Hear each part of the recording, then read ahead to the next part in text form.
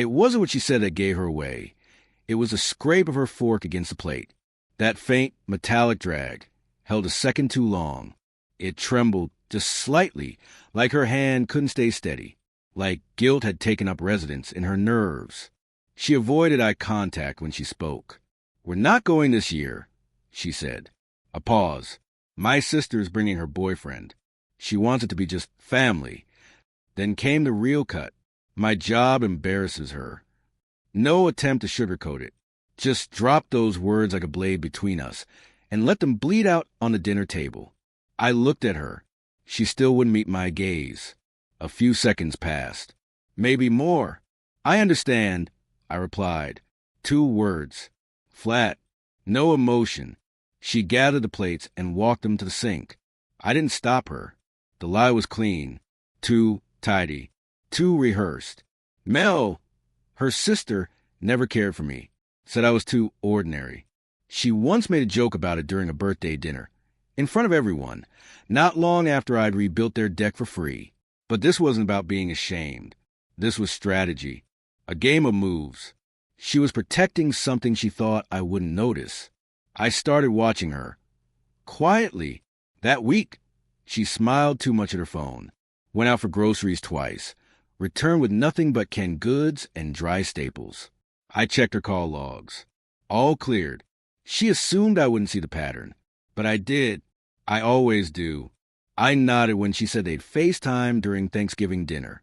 Even gave a smile as she left that morning. Hair styled in soft waves I hadn't touched in ages. Perfume behind ears I hadn't kissed in longer. She thought she had won. I let her think that. 5 days. That's all I needed. 5 days of tracking location data, analyzing IP bounces, and pulling from an email account I created 2 years earlier, just in case. She never imagined I was capable of this. She married a man who repaired broken plumbing, installed HVAC systems, rewired electrical panels. She didn't realize I could trace and decode lies with the same precision. Mel's new boyfriend, the one supposedly meeting the family? He wasn't new. He wasn't even Mel's. He was hers. An old flame she had never let extinguish. He had changed his name, moved to a different state. But I followed the breadcrumbs, his LinkedIn, his company's travel logs. Denver, Columbus, and then Thanksgiving weekend, 3 towns over, right here. He wasn't on his way to meet the family. He had already met them. The proof came later that night. A security camera image. Eric, an old friend of mine, manages a liquor store out near the eastern cabins. I showed him the guy's face, told him he might have stolen something. Eric reviewed the footage. There they were, laughing, arm in arm. She was wearing the same winter coat. She'd told me last week she was donating. I printed one still frame. Just one. Her, smiling. And behind her, his hand tucked casually in her back pocket, like she belonged to him. She looked younger in that photo. Happier. I waited. She came home late, carrying the scent of cologne beneath the chill of winter air. She didn't see the photo on the table until after she'd slipped off her shoes. Silence. Then just the sound of her breathing. She didn't say a word, just stared, then turned and looked at me like I was someone she didn't recognize. I handed her the booking receipt from the cabin. Her name, his credit card, their shared deception. Still, I said nothing. And that silence, that's what shattered her. The knock came later that evening. 3 visitors. Mel, red-faced and disoriented. Her mother, furious and stormy. And him, the so-called boyfriend. "Why would you?" Mel began.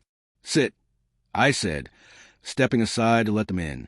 She didn't speak, just curled into a corner of the couch, small and folded like a torn photograph.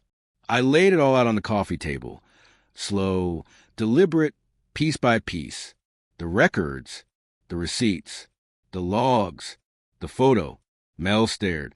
Her mouth opened, then closed. "You," she whispered. He tried to leave. I stepped into the doorway, blocking his exit. "You meeting the family?" I asked him, voice like stone. He didn't reply.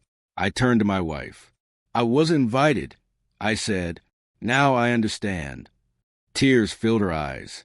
I didn't care. Then I looked at her mother. You raised two daughters, I said. One lies to her husband. The other lies to herself. Her mother stood and left first. Mel followed. He lingered, hesitant. Look, he began. No, I said. You don't get to talk. He didn't try again. I never asked her to leave. I didn't have to. By morning, she was gone. She didn't take much, just the basics. Left her ring. Left the excuses. I sat at the kitchen table, still set for two. The coffee in my cup had gone cold. Bitter. No pity. No sorrow. Just clarity. She thought silence was weakness.